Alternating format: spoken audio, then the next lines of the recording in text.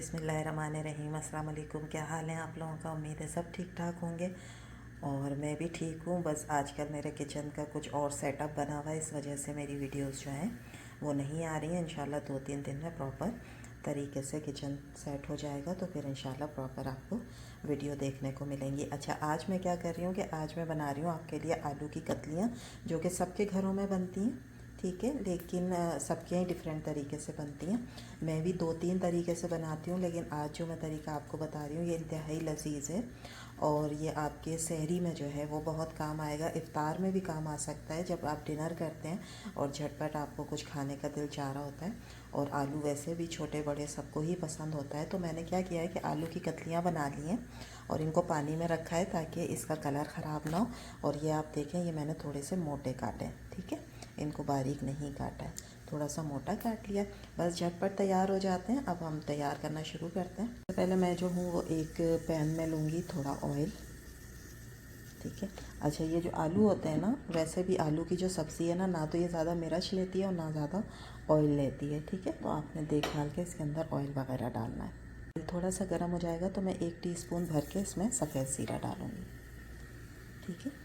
ये देखें, सफ़ेद ज़ीरे में थोड़ी सी खुशबू आना शुरू हो जाएगी तो हम बाकी चीज़ें इसमें डालना शुरू करते हैं। ये देखें, ऑयल में थोड़ा सा ज़ीरा जो है वो भुन गया है तो अब मैं इसके अंदर डालूँगी। ये मैंने 3 बड़ी हरी मिर्चें ली हैं। ये बहुत ज़्यादा जो हैं वो तेज़ नहीं होती हैं, ठीक है। तो ये हम पकौड़ों वगैरह में इस्तेमाल करते हैं। ये मैंने 3 बड़ी हरी मिर्चें ये मैं काट के इसमें डाल दूँगी। तो मैं हल्का सा फ्राई करूँगी। बेहतरीन से खुशबू आना शुरू हो गई है, ठीक है। जब हल्का सा फ्राई हो जाए, बहुत ज़्यादा फ्राई नहीं करनी है हरी मिर्चों को, जब हल्का सा फ्राई हो जाएगा तो फिर हम इसके अंदर शामिल करेंगे आलू।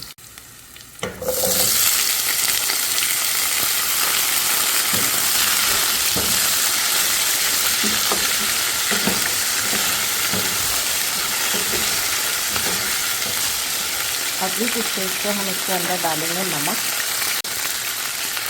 नमक इस पर क्यों डाल रहे हैं? इसलिए डाल रहे हैं कि ये जितनी भी कतलियाँ हैं ना, इन सब के अंदर अच्छा सा नमक जो है वो शामिल होगा। अब ये देखेंगे, जब मिर्च और ज़ीरे के साथ थोड़े से फ्राई हो गए आलू, मैंने तकरीबन 5 मिनट इनको फ्राई किया है दरमियानी आंच पर।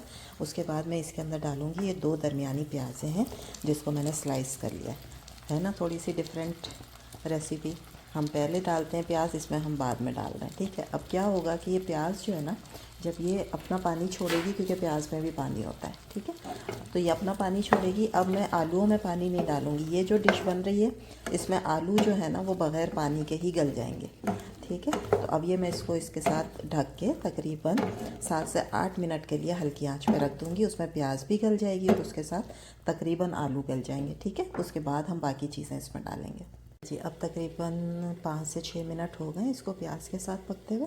अब हम देख लेते हैं इसकी कंडीशन।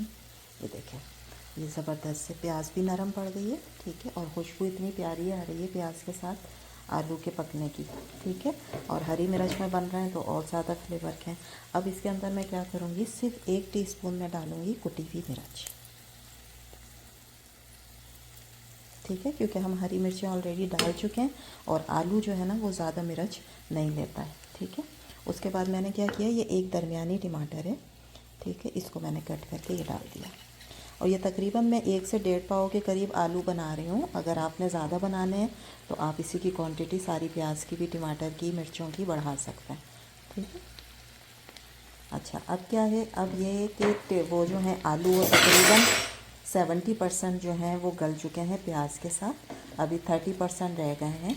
अब 30% वो गलेंगे टमाटर के साथ, क्योंकि टमाटर ने भी अपना पानी छोड़ना है, ठीक है। ये देखें, इसमें मैंने बिल्कुल भी पानी नहीं डाला है, तो ये प्याज और टमाटर के ही पानी में पक रहे हैं। तो आप फिर यकीन करेंगे ये कितने मज़े के होंगे, क्योंकि ये खट्टा पानी जो टमाटर का है उसके साथ ये हमारी जो आलू की कतलियाँ हैं वो पक रही हैं, ठीक है। अब मैं इसको फिर ढक दूँगी हल्की आंच पर, दरमियानी आंच पर, और ये तकरीबन मैं फिर 5 से 6 मिनट जो है इसको पकने दूँगी टमाटर के साथ।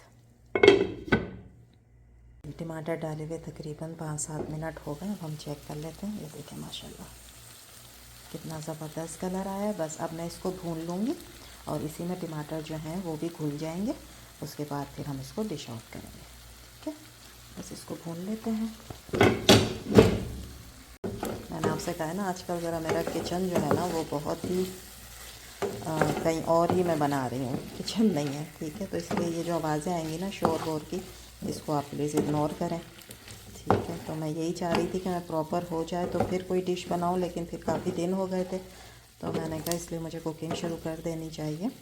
किचन में अभी थोड़ा सा टाइम है, ठीक है। बस ये देखें, अब मैं इसको फुल आंच करके चूल्हे की भून लूँगी, और जो आलू है ना वो बिल्कुल गल चुके हैं, ठीक है।